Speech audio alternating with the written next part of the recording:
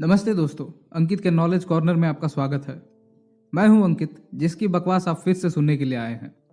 और आज हम बात करेंगे बाबा साहब अंबेडकर के बारे में, जो दलितों के लिए खड़े हुए थे। तो चलिए शुरू करते हैं।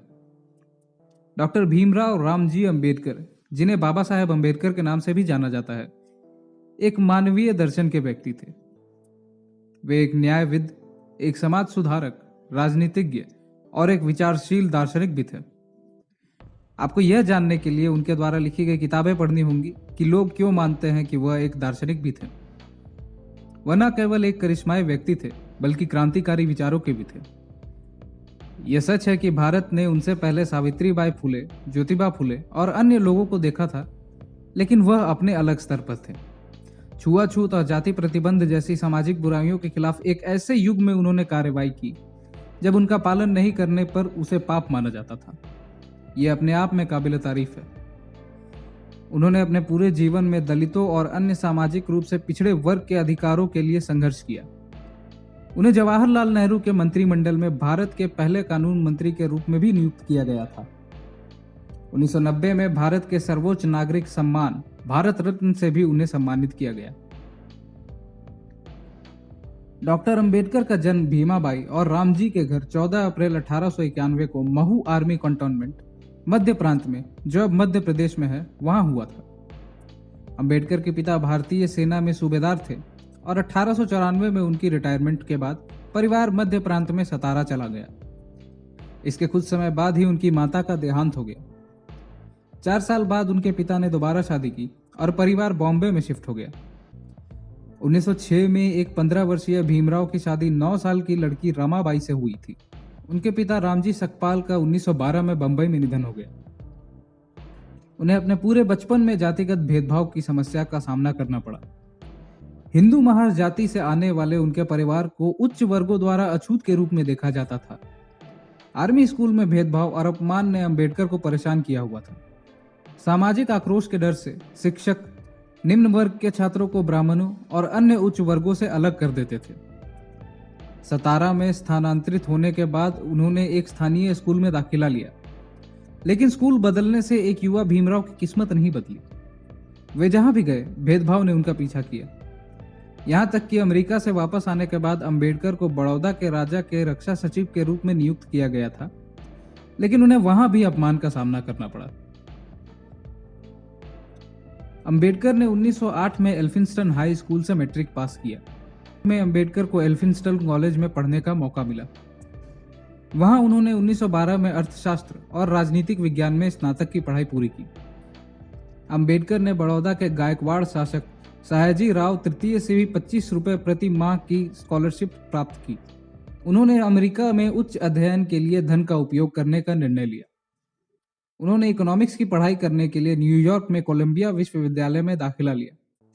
वहां उन्होंने एंशिएंट इंडियन कॉमर्स नाम से अपनी थीसिस को पूरा करने के बाद जून 1915 में अपनी मास्टर्स डिग्री पूरी की। 1916 में उन्होंने लंदन स्कूल ऑफ इकोनॉमिक्स में दाखिला लिया और अपने डॉक्टरेट थीसिस पर काम करना शुरू कर दिया, जिसका शीर्षक था problem of the rupee, its origin and it's solution. Bombay के पूर्व गवर्नर लॉर्ड सिडेनहैम की मदद से अंबेडकर बॉम्बे में Sydenham college of commerce and economics में राजनीतिक अर्थव्यवस्था के प्रोफेसर बन गए। 1920 में वह खुद को और अधिक शिक्षित करने के लिए फिर से अपने खर्च पर इंग्लैंड चले गए। उन्होंने 1927 में अर्थशास्त्र में पीएचडी की उपाधि प्राप्त की। 8 जून 1927 को कोलंबिया विश्वविद्यालय द्वारा उन्हें डॉक्टरेट की उपाधि से सम्मानित किया गया। जैसे ही अंबेडकर भारत लौटे, उन्होंने जातिगत भेदभाव के खिलाफ लड़ने का फैसला किया, जिसने उन्हें जीवन भर परेशान किया था। भारत सरकार अधिनियम 1919 की तैयारी में साउथ बोरो समिति के सामने अपनी गवाही में उन्होंने कहा कि अछूतों के समुदायों के लिए अलग चुनावी प्रणाली होनी चाहिए। उन्होंने दलितों और अन्य धार्मिक बहिष्कारों के लिए भी आरक्षण का विचार किया। उन्होंने लोगों तक पहुंचने और उनमें प्रचलित सामाजिक बुराइयों की कमियों को समझने के लिए अपना रास्ता खोजना शुरू किया। 1920 में उन्होंने मूक नायक नाम का एक समाचार पत्र भी लॉन्च किया। ऐसा माना जाता है कि एक रैली में उनका भाषण सुनने के बाद कोल्हापुर के एक प्रभावशाली शासक साहू चतुर्थ ने उनके साथ भोजन किया। इस घटना ने देश के सामाजिक राजनीतिक क्षेत्र में कोहराम मचा दिया था। अंबेडकर ने ग्रेज इन में बार कोर्स पास करने के बाद अपने कानूनी करियर की शुरुआत की। उन्होंने जातिगत भेदभाव के मामलों की वकालत करने का निर्णय लिया। ब्राह्मणों पर भारत को बर्बाद करने का आरोप लगाने वाले कई गैर ब्राह्मण नेताओं का बचाव करने में उनकी शानदार जीत ने उनकी भविष्य की लड़ाई के आधार स्थापित किए। 1927 तक अंबेडकर ने दलित अधिकारों के लिए पूर्ण आंदोलन शुरू किया। उन्होंने सार्वजनिक पेयजल स्रोतों का सभी के लिए खुला रखने और सभी जातियों को मंदिर में प्रवेश करने का अधिकार देने की मांग की। उन्होंने भेदभाव की वकालत करने वाले हिंदू धर्म ग्रंथों की खुले तौर पर निंदा की और नासिक के कलाराम मंदिर में प्रवेश करने के लिए प्रतीकात्मक प्रदर्शनों की व्यवस्था की। 1932 में अंबेडकर और पंडित मदन मोहन मालवीय के बीच पूना समझौते पर हस्ताक्षर किए गए। इसके कारण उनको विधानसभाओं में अछूत वर्गों के लिए सीटों के आरक्षण को छोड़ना पड़ा। इन वर्गों को बाद में अनुसूचित वर्ग और अनुसूचित जनजाति के रूप में नामित किया गया। अंबेडकर ने 1936 में इंडिपेंडेंट लेबर पार्टी की स्थापना की। 1937 के चुनावों में उनकी पार्टी ने केंद्रीय विधानसभा में 15 सीटें जीती। उन्होंने अखिल भारतीय अनुसूचित जाति संघ में अपने राजनीतिक दल के परिवर्तन का निरीक्षण किया। हालांकि 1946 के चुनावों में इसका प्रदर्शन काफी अच्छा नहीं था। अंबेडकर ने अछूत समुदाय को हरिजन कहने के कांग्रेस और महात्मा गांधी के फैसले पर आपत्ति जताई। वह कहते थे कि अछूत समुदाय के सदस्य भी समाज के अन्य सदस्यों के समान हैं। अंबेडकर को रक्षा सलाहकार समिति और वायसराय की कार्यकारी परिषद में श्रम मंत्री के रूप में नियुक्त किया गया था। उन्हें स्वतंत्र भारत के पहले कानून मंत्री और स्वतंत्र भारत के लिए एक संविधान को तैयार करने के लिए जिम्मेदार समिति के अध्यक्ष के रूप में चुना गया था। 29 अगस्त 1947 को डॉक्टर अंबेडकर को संविधान समिति के अध्यक्ष के रूप में नियुक्त किया गया। अंबेडकर ने समाज के सभी वर्गों के बीच एक आभासी पुल के निर्माण पर जोर दिया।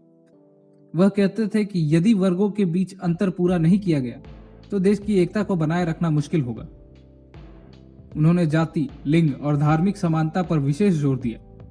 वह शिक्षा, सरकारी नौकरियों और सिविल सेवाओं में अनुसूचित जाति और अनुसूचित जनजाति के सदस्यों के आरक्षण शुरू करने के लिए विधानसभा में समर्थन प्राप्त करने में सफल भी रहे। 1950 में अंबेडकर ने बौद्ध विद्वानों और भिक्षुओं के एक सम्मेलन में भाग लेने के लिए श्रीलंका की यात्रा की। उनकी वापसी के बाद उन्होंने बौद्ध धर्म पर एक पुस्तक लिखने का फैसला किया और जल्द ही वह बौद्ध धर्म में परिवर्तित भी हो गए। अपने भाषणों में अंबेडकर ने हिंदू रीति रिवाजों और जाति विभाजन की आलोचना की। 1955 में अंबेडकर ने भारतीय बौद्ध महासभा की स्थापना की। उनकी किताब द बुद्धा एंड हिज धम्म उनके मरने के बाद ही पब्लिश हुई थी। 14 अक्टूबर 1956 को अंबेडकर ने अपने लगभग 5 लाख समर्थकों को बौद्ध धर्म में परिवर्तित करने के लिए एक सार्वजनिक समारोह का आयोजन किया। अंबेडकर चौथे विश्व बौद्ध सम्मेलन में भाग लेने के लिए काठमांडू भी गए थे। उन्होंने 2 दिसंबर 1956 को अपनी अंतिम किताब बुद्धा और कार्ल मार्क्स पूरी की। 1954-55 से अंबेडकर मधुमेह और कमजोर दृष्टि सहित गंभीर स्वास्थ्य समस्याओं से पीड़ित थे। 6 दिसंबर 1956 को दिल्ली में उनके घर पर उनका निधन हो गया। क्योंकि उन्होंने बौद्ध धर्म को अपने धर्म के रूप में अपनाया था, इसलिए उनके लिए बौद्ध शैली में दाह संस्कार का आयोजन किया गया था। इस समारोह में उनके सैकड़ों हजारों समर्थकों, कार्यकर्ताओं और प्रशंसकों ने भाग लिया। आज तक हम जब भी दलित समाज सुधारकों की बात करते हैं, बाबा साहेब अंबेडकर वह नाम है जो इन सभी नामों में सबसे अधिक प्रशंसित है। एक ऐसे व्यक्ति जो दलितों, अछूतों और समाज के बहिष्कृत लोगों के लिए खड़े हुए। वो एक ऐसे व्यक्ति थे जो न केवल एक उत्कृष्ट विद्वान थे, बल्कि एक महान दार्शनिक भी थे। बाबा साहेब अंबेडकर की कहानी से हमें संदेश मिलता है कि हमें हमेशा मानवता के लिए खड़ा होना चाहिए। इन्हीं शब्दों के साथ मैं वीडियो को यहीं समाप्त करता हूं। देखने के लिए धन्यवाद। वीडियो को लाइक करें और मेरे चैनल को सब्सक्राइब करें।